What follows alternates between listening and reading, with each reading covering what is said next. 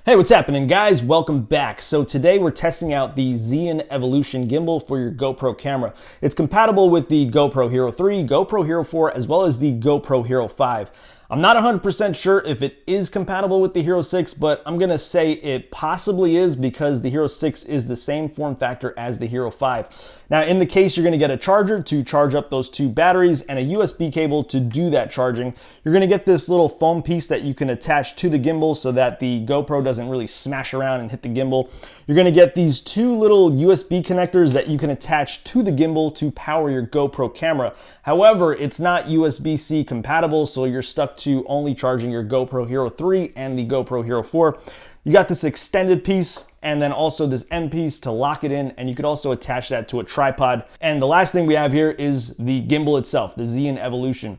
Now we're gonna be doing some tests, some stabilization tests, some audio tests, and I'm also gonna be comparing the audio between the GoPro Hero 5 and the GoPro Hero 4 because I think we're gonna hear a big difference. But right now I just wanna get everything connected and talk a little bit about the features and capabilities, so let's get right to that. All right, first things first, let's get the batteries in the gimbal.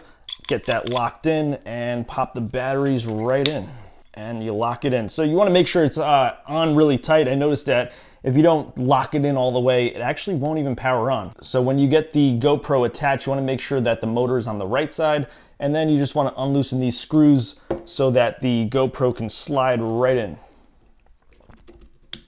And then basically we're just locking it in, make sure it's tight so it doesn't go anywhere. All right, perfect. So the gimbal has just two buttons. So it has a power button and as well as a joystick. So you can pan the GoPro around wherever you want. So that's the power button here, and this is the joystick. Now to get it powered on, we're just gonna hold that for a second, and then you notice it turns blue. And then you're just gonna push down on the joystick and then it'll power on. Nice. Now, by default, the gimbal turns on and it'll start in pan mode. So it'll record perfectly straight. The horizon won't move at all. It's gonna keep that horizon straight, and you can pan it all the way around like this. And then if you push the joystick once, it'll go into lock mode. So when you're in lock mode, you could actually use the joystick, go left, go right, go up and down. Now, if we tap that joystick 2 times, it'll go into what's called follow mode. So that means is wherever I point the gimbal, the GoPro will point in that direction. So if I go left, it'll go left. If I go right, it'll go right. Up, it'll go up, and down, it'll go down. So pretty cool, looks smooth.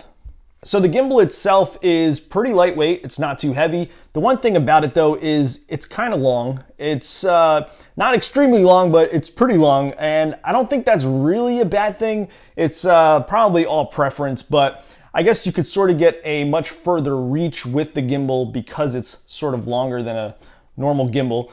So the other thing you could do is if you wanted to get a much further shot, you could attach this to like a monopod, and then you could capture something much further away and you have some nice smooth shots. Now the battery on this will last anywhere from 11 to 15 hours. Now the other thing is, you notice how I put the GoPro into the gimbal.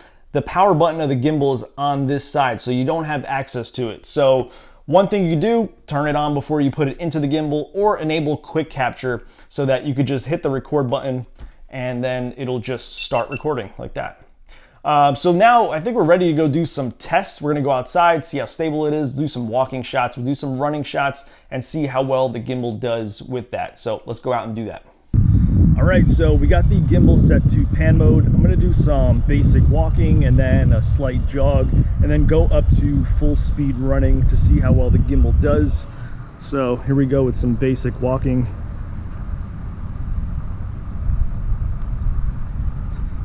Let's pick up the pace a bit.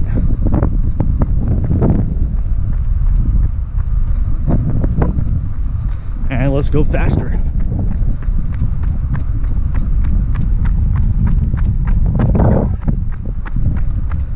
Alright, so now I got the gimbal set to follow mode. So what that means is wherever I aim the GoPro will point in that direction. So let's do it again. Let's do some walking and then pick up the pace.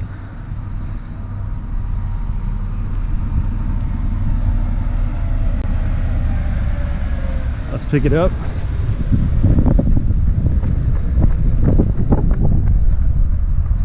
A little faster.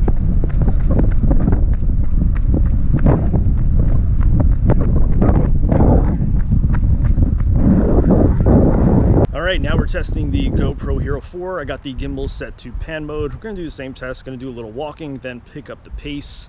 So let's do it. Let's pick up the pace. And faster.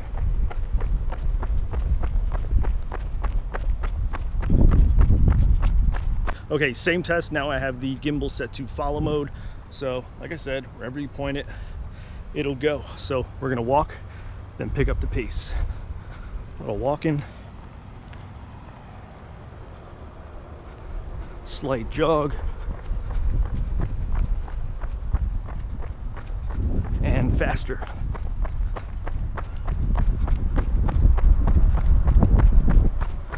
Okay, so what I want to do now is test the audio quality on the GoPro Hero 5, and then we'll test out the GoPro Hero 4. So right now I have the GoPro set to full auto audio, so we're going to see what happens when I move the gimbal around as well as using the joystick. So that's that. Now let's try the joystick. Let's go right, let's go left, down, and up. Go to the joystick, go down.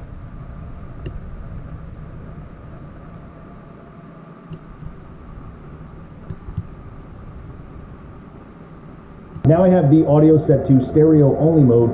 Same test, let's see what happens. Joystick.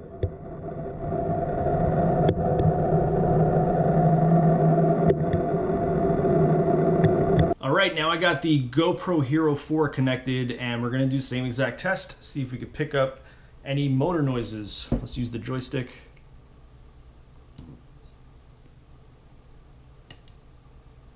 I gotta say, this gimbal did really well at balancing those shots with the Hero 5 and the Hero 4. Even when I was running, the shots looked really good. Now, there was one part you might have noticed that the horizon was on a slight tilt. One thing you could do is actually calibrate this gimbal. So you just put the GoPro in, point it face down, turn it on, and leave it on for like 15 seconds, and then it should fix itself. If it doesn't fix itself, do it again. If it still didn't fix itself, do it again.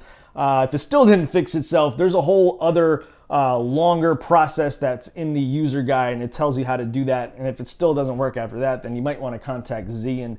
Now going to the audio on the Hero 5 is not usable. It's not good at all, but if you need to get some audio from the Hero 5, wind only mode is going to be the mode you want to stick to. GoPro Hero 4, no issue. It sounds so good, really good, always sounds good. Now the audio issue with the Hero 5 is not particular to just this gimbal. Like, I've tested many gimbals and they all have that same issue with the Hero 5. There are two gimbals that have basically no issues or slight issues with the audio on the GoPro Hero 5, and that's the GoPro Karma Grip and the Remoview S1. Those are going to be the best audio gimbals if you need audio. But I would totally recommend the Zhiyun Evolution gimbal if you're looking to get one. It's really good. It's $200 on Amazon, and I have a link down in the description if you're interested in getting that. It's an affiliate link, so if you buy through that, I'll get a small commission, and it helps support my channel, so thank you if you do that. Now, the next gimbal I want to test is also by Zhiyun, and it's the Smooth 3, and this is a gimbal for your smartphone. And I'm kind of interested to see how well it's going to do with my Note 8, because this is a big phone. It's sort of heavy, and I'm curious to see how well that's going to do. Please hit the like button if you found this helpful in any way, and also hit the like button if you're excited to see that review of the Zhiyun Smooth 3. Any other comments or questions, leave them down below, and I think that's it. I'll check you out in my next video. Bye.